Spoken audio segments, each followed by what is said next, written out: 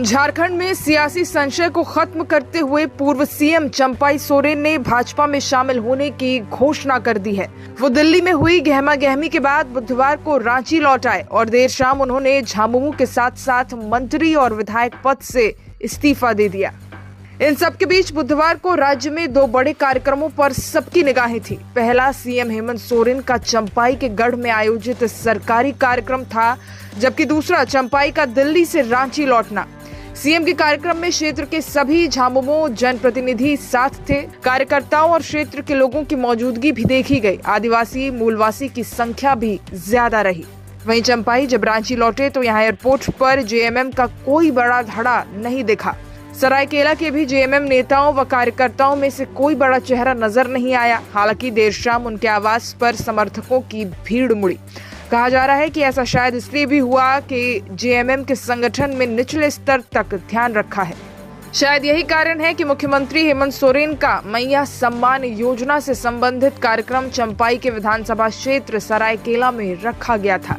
दिल्ली से रांची लौटे चंपाई के साथ भाजपा के प्रदेश अध्यक्ष बाबूलाल मरांडी मौजूद थे, जिनके बारे में कुछ दिनों पहले ये कयास थे कि उनके विरोध के कारण चंपाई को भाजपा में शामिल नहीं कराया जा रहा। यहाँ ये ध्यान देने की बात है कि मरांडी भी एक बड़े संताली नेता हैं। दोनों नेताओं के साथ होने से भाजपा ने एकजुटता का संदेश दिया है।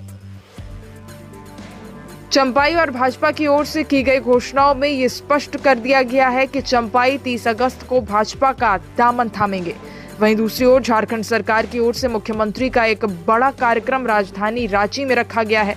इससे ये तो स्पष्ट हो जाता है कि जहां एक ओर भाजपा चंपाई के आगमन के लाभ हानि का हिसाब किताब लगा रही है, वहीं दूसरी ओर जेएमएम इंस्टीट्यूट को हल्के में ना लेते हुए अपनी रणनीति को और अधिक धारदार बनाने का प्रयास कर रहा है। हालांकि राजनीतिक श्रेष्ठता का सही आकलन तो समय के साथ ही किया जाना संभव हो पाएगा, लेकिन साधारण अंकगणित तो ये समझाता है कि कोल्हान के 14 विधानसभाओं में से 13 विधानसभा सीटें इंडिया गठबंधन के पास है और एक से निर्दलीय सरयू राय विधायक हैं। इन 14 सीटों पर 2019 के चुनाव में भाजपा पराजित तो हुई, लेकिन दूसरे स्थान पर रही। राजनीतिक जोड़ घटाव के माध्यम से भाजपा कोल्हान में कुछ ऐसा ही मंच सजाने का प्रयास कर रही है जैसा लोकसभा चुनावों के पहले उसने संताल में किया था। राजनीतिक विश्लेषकों का कहना है कि संताल का ये सियासी प्रयोग उतना सफल नहीं हो पाया था, क्योंकि जेएमएम से बागी होकर निकले लोबिन हेम्ब्रम और जेएमएम सुप्रीमो शिबू सोरेन की बड़ी पुत्रवधू सीता सोरेन भाजपा के लिए कमल खिलाने में कारगर नहीं हो सकी। अब लगभग उसी प्रकार की बाजी कोल्हान में खेली जा रही है। चंपाई सोरेन की निश्चित रूप से जेएमएम के एक बड़े आदिवासी नेता के रूप में पहचान है, पर क्या जेएमएम के बिना भी उनका प्रभाव बना रहेगा, ये एक महत्वपूर्ण सवाल है। और इसी प्रश्न का उत्तर ढूंढने में भाजपा आलाकमान को इतना लंबा समय लगा।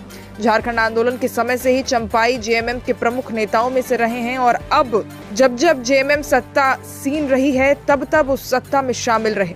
अपनी 5 दशकों से भी लंबी राजनीति में चंपाई जेएमएम की विचारधारा में जिस प्रकार रचे बसे हैं, ये देखना दिलचस्प होगा कि अपने केसरिया अवतार में चंपाई किस प्रकार की राजनीति कर पाते हैं और कितना प्रभाव छोड़ पाते हैं।